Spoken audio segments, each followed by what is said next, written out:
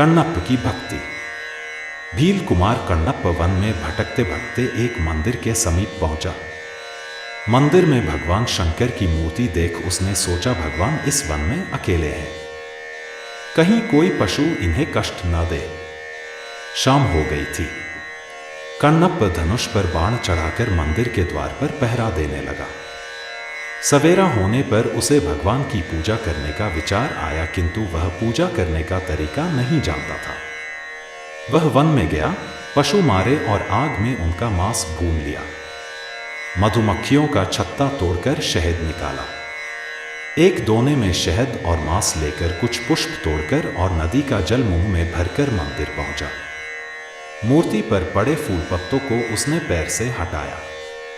मुंह से ही मूर्ति पर जल चढ़ाया, फूल चढ़ाए और मांस व शहद नैवेद्य के रूप में रख दिया। उस मंदिर में रोज सुबह एक ब्राह्मण पूजा करने आता था। मंदिर में नित्य ही मांस के टुकड़े देख ब्राह्मण दुखी होता।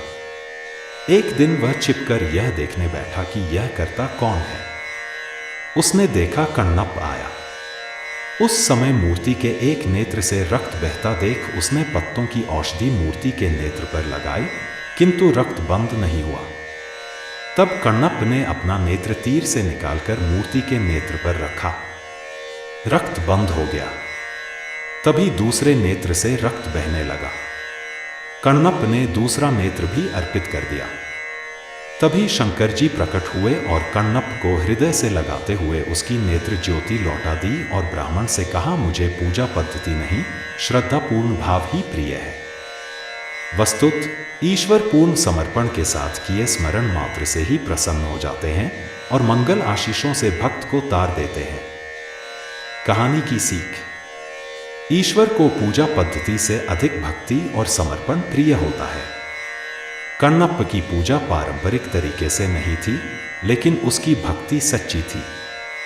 कण्णप्प ने अपनी पूजा में निष्कपट और निश्चल भावना रखी।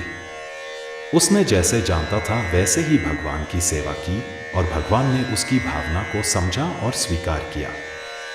समर्पण। कण्णप्प का समर्पण इस स्तर तक था कि उसने अपने नेत्र भगवान शंकर को अर्पित कर दिए। यह दर्शाता है कि सच्चे भक्त अपने ईश्वर के प्रति कितनी असीम श्रद्धा और समर्पण रखते हैं। ईश्वर की कृपा। ईश्वर अपने भक्तों की सच्ची भक्ति को पहचानते हैं और उन्हें आशीर्वाद देते हैं। कण्णप्प की भक्ति ने भगवान शंकर को प्रसन्न किया और उन्होंने कण्णप्प को आशीर्वाद दिया। पूजा की सही भावना। भगवान शंकर ने ब्राह्मण से कहा कि उन्हें पूजा की पद्धति नहीं, बल्कि श्रद्धापूर्ण भाव प्रिय है। इससे यह शिक्षा मिलती है कि ईश्वर की पूजा में भावना और भक्ति का होना सबसे महत्वपूर्ण है। समानता।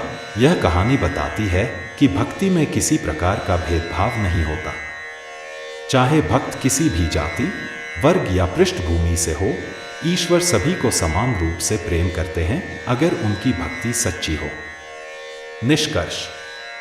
भगवान शंकर की भक्ति में कण्णप्प ने यह सिखाया कि ईश्वर के प्रति सच्ची श्रद्धा और समर्पण हमें उनके आशीर्वाद दिला सकते हैं। भक्ति का मार्ग सच्चे हृदय से होता है, न कि केवल परंपराओं और रीतियों से।